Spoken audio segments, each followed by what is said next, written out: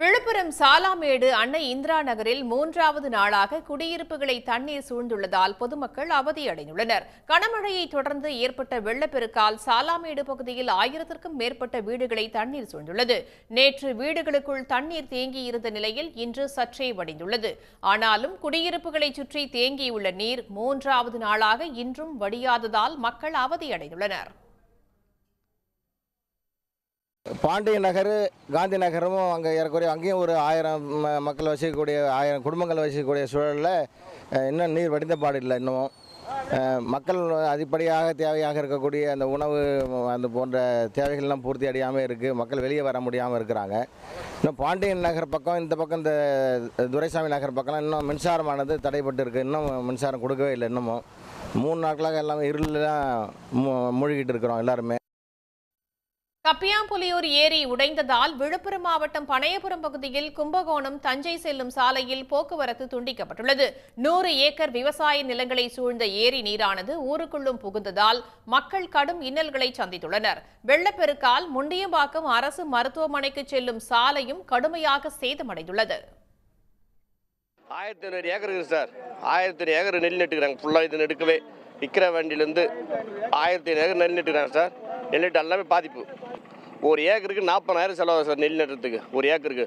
காராமணிக்கு 20,000 செலவு சார் ஒரு ஏக்கருக்கு. குடிக்க தண்ணி இல்லை, கரண்ட் இல்லை, பால் எதுவுமே சாப்பிடல. குழந்தைகள் எதுவுமே சாப்பிடல சார்.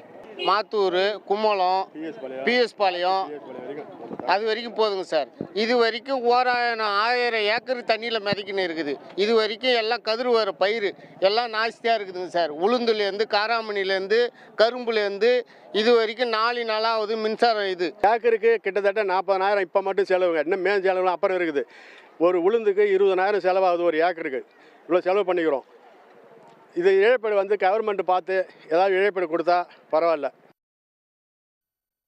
தென்பெண்ணையாறு மற்றும் துறிஞ்சலாற்றில் ஏற்பட்ட வெள்ளப்பெருக்கு காரணமாக அரகண்டநல்லூர், மணம்பூண்டி உள்ளிட்ட இடங்களில் புகுந்த நீர் தற்போது வடிய தொடங்கியுள்ளதால் மக்கள் இயல்பு வாழ்க்கைக்கு திரும்பி வருகின்றனர். வெள்ளத்தால் முற்றிலும் பாதிக்கப்பட்ட சாலைகளை நெடுஞ்சாலைத்துறை அதிகாரிகள் சரி செய்து வருகின்றனர். அப்பகுதியில் 3 நாட்களாக மின்சாரம் இல்லாததால் பொதுமக்கள் அவதியடைந்துள்ளனர்.